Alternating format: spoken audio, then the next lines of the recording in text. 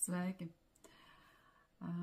Nereti es terapijā sastopos ar klienšu jautājumiem par to, cik ilgi tad man vēl ir jāstrādā un kad tad būs kaut kādi rezultāti un kad tad šis viss beigsies un ir tā sajūta klientēm, kad kaut kad, ka viņas kaut ko ātri izdarīs un tad kaut kad sāksies kaut kāda cita dzīve. Es gribu padalīties ar to, kas tad ir psihoterapija un ar ko tā atšķirās no psihologa. Tad psihologs ir speciālists, kurš strādā varbūt ar kaut kādiem tekošiem jautājumiem, palīdzot atrisināt kaut kādas ikdienas problēmas, kuras ir saistītas varbūt ar kaut kādu neseno pagātni. Taču bieži vien ir cilvēki, kuriem psihologs nespēja palīdzēt tāpēc, ka šīs saknes slēpjas kaut kad dziļāk, kaut kad senāk, kaut kad ļoti agri bērnībā, vai ir pieredzētas kaut kādas traumatiskas situācijas vai citas situācijas, kuras nav atrisinātas un kuras turpina ietekmēt cilvēku dzīvi šodienā. Tāpēc šajos gadījumos var palīdzēt psihoterapija. Psihoterapeits, psihoterapijas speciālists, cilvēks, kurš ir speciāli apmācīts, kā palīdzēt cilvēkam vairāk izprast sevi, savus tādus motīvus, reakcijas, uzvedību, domāšanas veidu. Un vēl savā ziņā jāsaka, ka psihoterapija ir arī tāda cilvēka izaugsme, dziedināšanās, izaugsme, sevis iepazīšana.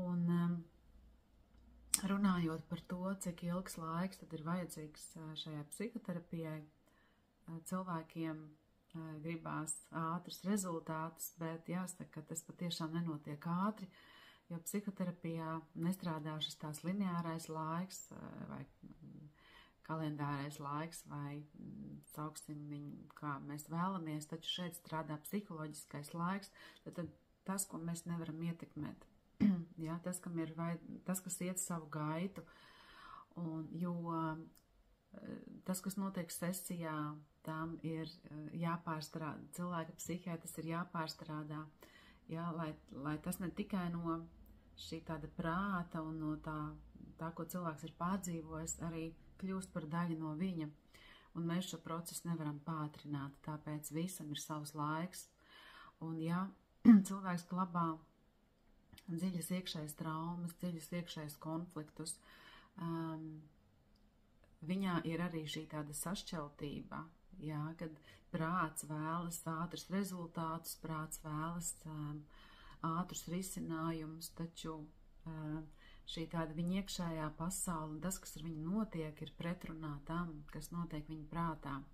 Un tas bieži vien ir cilvēkiem, kur ir piedzīvojuši šīs tādas bērnības traumas. Un tāpēc arī tas, kas notiek psihoterapijā lēni un pamazītiņām, iespējams, tam ir vajadzīgi gadi. Ja, cilvēks tā kā veido atkal nokļūst tādā savā veselumā, ja, kur viņa prāts sāk apvienoties ar šīm sajūtām, ar ķermeni, bet tas reizēm paprasa gadus. Un ja cilvēks ir ilgstošāk dzīvojis šajā tādā sašķeltībā, un viņš glabā šīs iekšējās traumas, un jāsaprot, ka no šīm iekšējām traumām ir veidojusies viņa domāšana,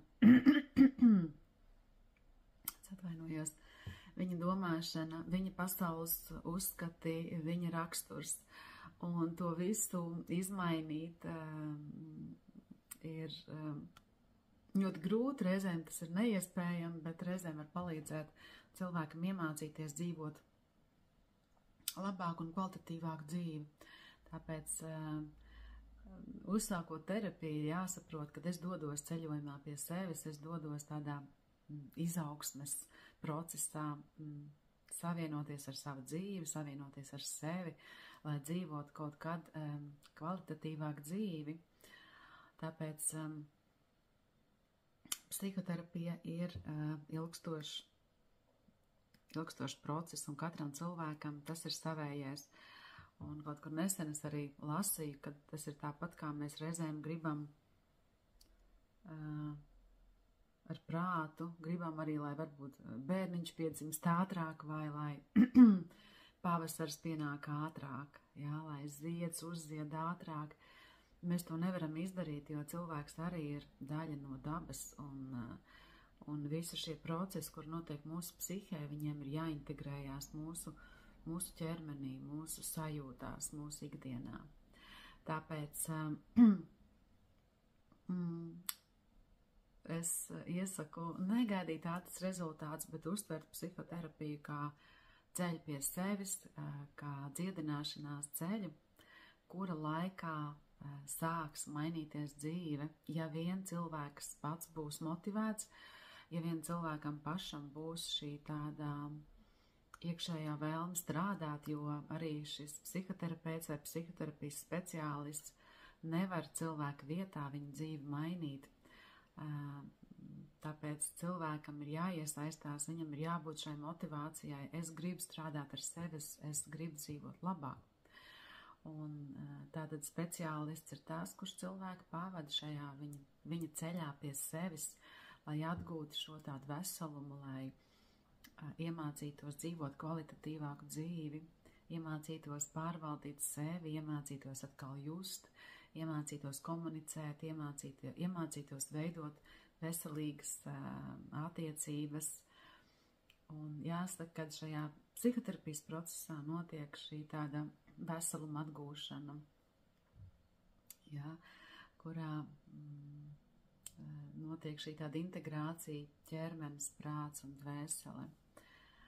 Tāpēc es piedāvāju strādāt tiem, kuri patiešām vēlas iet šajā tādā varoņu ceļojumā, ceļā pie sevis, lai dziedinātu šos ievainojumus, šīs bērnības traumas, un lai izaugtu no tā, lai atklātu, kas tad es esmu, un patiešām ir iespējams dziedināt, un ir iespējams izaugt, un ir iespējams dzīvot kvalitatīvu dzīvi. Un psihoterapija noteikti palīdz cilvēkiem, kuri, kā jau es minēju, ir piedzīvojuši šīs tādas bērnības traumas, atstumtības, atraidījuma traumas, atkarības ģimenē, psihiskas saslimšanas, pamestības, jā, bērnu pamešana novārtā,